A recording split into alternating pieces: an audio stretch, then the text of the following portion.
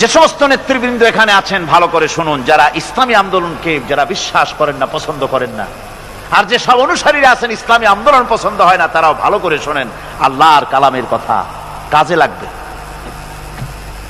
অনুসারীরা আল্লাহর দরবারে ফরিয়াদ করবে, রব্বুল আলামিন এরাই আমাদেরকে গোমরাহ করেছে, তোমার রাস্তা থেকে আমাদেরকে সরাই দিয়েছে।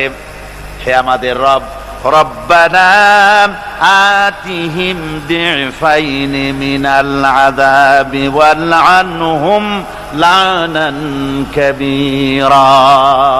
আয় আল্লাহ, আমাদের যে শাস্তি হবে তার থেকে ডাবল আযাব এই নেতাগুলির দাও, আর তোমার কঠিন লানত এদের উপরে করো। এরা আমাদেরকে গোমরাহ করেছে, তোমার রাস্তায় চলতে দেয় নাই।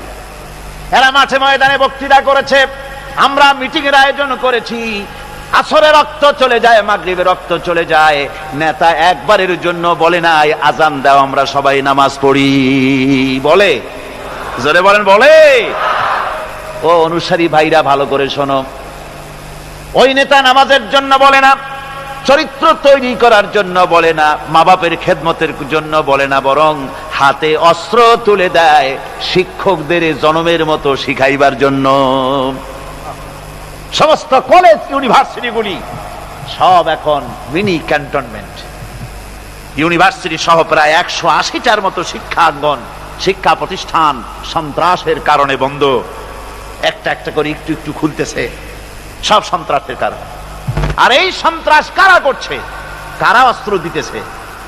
ছেলেরা, তোমরা বুঝতে পারো নাই, তোমাদের হাতে কলম শোভা পায়, তোমাদের হাতে বই শোভা পায়, তোমাদের হাতের কলম তুলে নিয়ে হাতে যারা স্ট্যান্ড গান তুলে দেয়, তারা তোমাদের বন্ধু নয়, নেতা নয়, বরং তারা তোমাদের জীবনের দুশ্মন।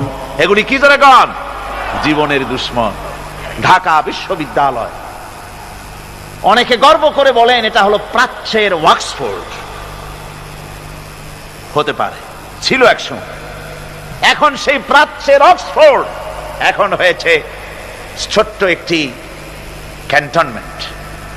ওই ইউনিভার্সিটির সামনে দিয়া লোকেরা যাতায়াত করতো, আগে আনন্দে বুক ফুলে উঠতো, আমার শ্রেষ্ঠ বিদ্যাপীঠ, এখানেই আমার লেখাপড়া হয়, কত ছেলে এখান থেকে প্রেসিডেন্ট হয়, প্রধানমন্ত্রী হয়, কত কিছু হয়।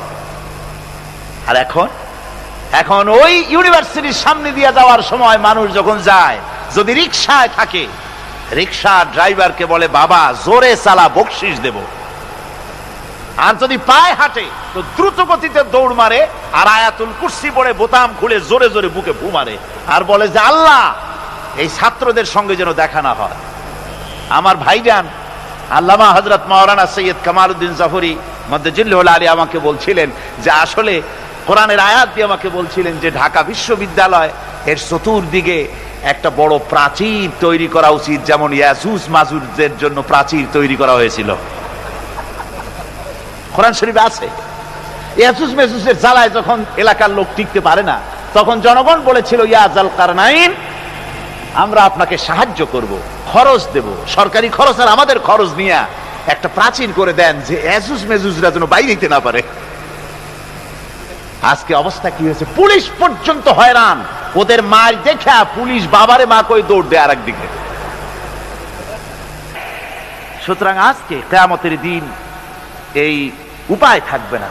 আল্লাহ পাক এখানে অনেক সেলুট পাওয়া যাবে, এখানে দেখেন না, বাঁচলেও সেলুট, আবার যখন মরার পরে রাষ্ট্রপ্রধান মরছে অথবা তার পাশাপাশি কেউ মরছে, কামানবাহী শকটে করে নিয়ে যায় আর্মিরা লেফট রাইট করতে করতে, কামানবাহী শকট